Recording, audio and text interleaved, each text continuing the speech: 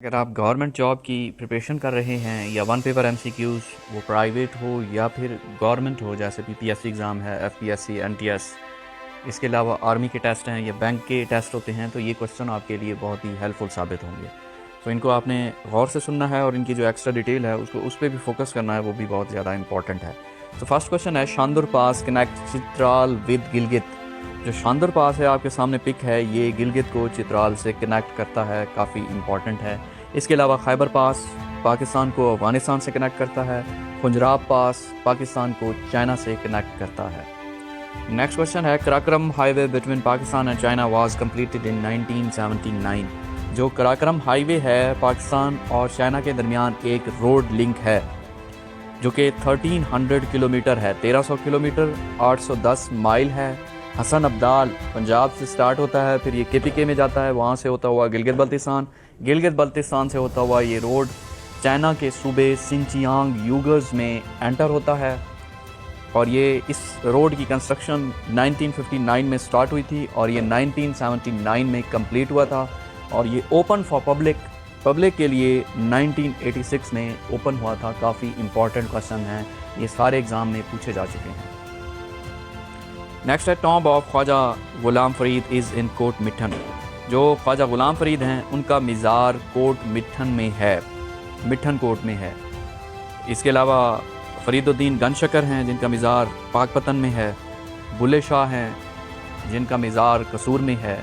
निज़ामुद्दीन औलिया हैं जिनका दरबार दिल्ली में है और ये काफ़ी इम्पोर्टेंट है। नेक्स्ट क्वेश्चन है, नागा पर्वत is the highest peak of Himalaya. Naga पर्वत सबसे हाईएस्ट पीक है किस रेंज में है? हिमालय रेंज में है। अब ये दुनिया में 9वें नंबर पर आती है। अब हिमालय एक रेंज है जिसमें सबसे जो बड़ा माउंटेन है वो माउंट एवरेस्ट है। माउंट एवरेस्ट की जो हाइट है 8,848 मीटर है, जो कि 29,032 फीट बनते हैं। माउंट एवरेस्ट दुनिया का सबसे बड़ा माउंटेन है जो कि हिमालय रेंज में है। और नागा पर्वत भी हिमालय रेंज में है, पाकिस्तान में है, दुनिया में 9वें नंबर पर है। इसके अलावा बी ऑप्शन है कराक्रम भी माउंटेन रेंज है जिसमें एक माउंटेन है केटू को गुडविन ऑस्टन भी कहते हैं और केटू पाकिस्तान का सबसे बड़ा माउंटेन है और दुनिया में दूसरे नंबर पर है। 8,126 मीटर इसकी हाइट है। इसके अलावा सी ऑप्शन है हिंदुकश रेंज में सबसे बड़ा माउंटेन तिरचमीर है। और डी ऑप्शन है सुलेमान रेंज, इसमें सबसे बड़ा माउंटेन तख्त सुलेमान है।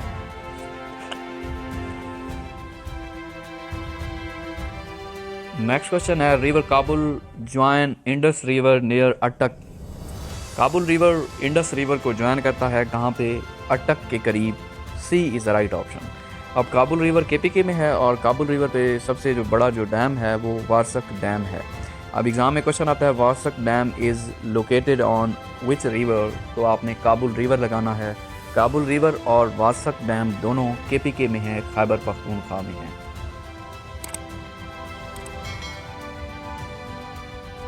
Chairman of economic council is prime minister. Economic council basically इसको नेशनल इकोनॉमिक काउंसिल कहते हैं, इक़्तिसादी राब्ता कमेटी, जो कि किसी भी रियासत की इकोनॉमिक सिक्योरिटी को, उसकी जियो इकोनॉमिक को, उसकी पॉलिटिकल, इकोनॉमिकल या फिर फाइनेंशियल मामलात को डील करती है, बैठकर एक लाहे अमल, एक स्ट्रेटजी बनाते हैं। और इसका जो चेयरमैन होता है नेशनल इकोनॉमिक काउंसिल का, उसका प्राइम मिनिस्टर होता है हेड चेयरमैन। और B is the right option. और ये जो नेशनल इकोनॉमिक काउंसिल है ये 1965 में ये इदारा बनाया गया था, अयूब खान ने बनाया था, जिसे इक़्तिसादी राब्ता कमेटी कहते हैं। नेक्स्ट क्वेश्चन है, who was the first Muslim governor of Punjab. Punjab का पहला मुस्लिम गवर्नर कौन था? सरदार अब्दुल रब निश्तर था। A is the right option, Sardar Abdul Rab Nishtar.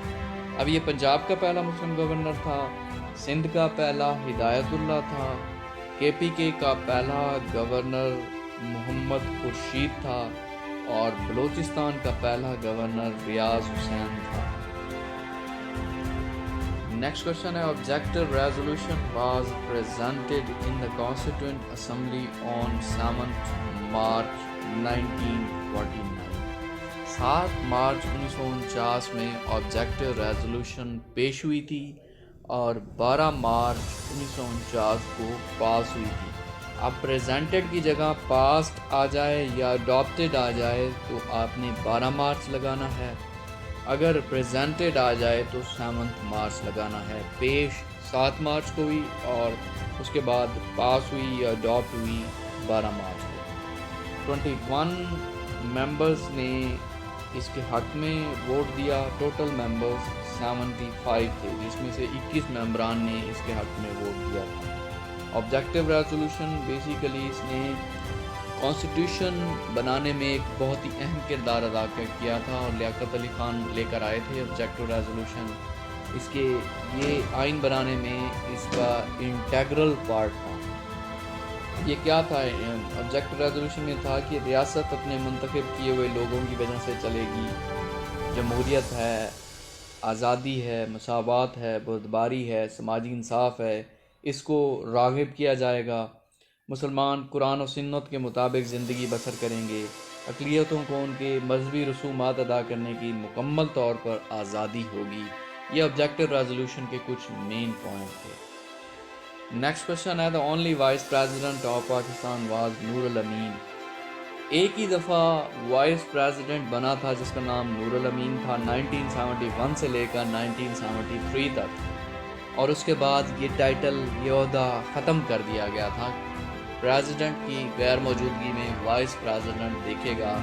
1971 में ये इदारा ये टाइटल बना था वाइस प्रेसिडेंट का। 1973 तक ये नूरुल अमीन रहा। उसके बाद ये टाइटल वाइस प्रेसिडेंट का ख़त्म कर दिया गया। और इसी तरह डिप्टी प्राइम मिनिस्टर का भी बनाया गया था ओहदा, जिसे परवेज़ इलाही बने थे 2013 में, और फिर वो भी पहले और आखिरी ही थे, वो भी ख़त्म कर दिया गया। नेक्स्ट है, what is the minimum age of senator under 1973 constitution. 73 constitution के मुताबिक जो मिनिमम एज है सेनेटर की वो कितनी होनी चाहिए? 30 years B is the right option. जो मिनिमम एज है सेनेटर की 1973 के कॉन्स्टिट्यूशन के मुताबिक वो 30 ईयर्स है। B is the right option. अब जो सेनेटर होता है उसकी मिनिमम एज 30 ईयर्स होती है। नेशनल असम्बली का मेंबर है उसकी मिनिमम एज 25 ईयर्स होती है। इसके अलावा प्रेसिडेंट बनने के लिए मिनिमम एज 45 ईयर्स होती है। प्राइम मिनिस्टर बनने के लिए 25 ईयर्स, क्योंकि प्राइम मिनिस्टर ही नेशनल असम्बली का मेंबर होता है। नेशनल असम्बली ही उसे इलेक्ट करती है प्राइम मिनिस्टर बनाने के लिए। तो नेशनल असम्बली का मेंबर बनने के लिए भी 25 साल और प्राइम मिनिस्टर बनने के लिए भी 25 ईयर्स। और जो हाई कोर्ट का चीफ जस्टिस होता है उसकी मैक्सिमम एज एग्ज़ाम में पूछते हैं तो उसकी मैक्सिमम एज 62 ईयर्स होती है। और जो सुप्रीम कोर्ट का चीफ जस्टिस होता है उसकी मैक्सिमम एज 65 ईयर्स होती है।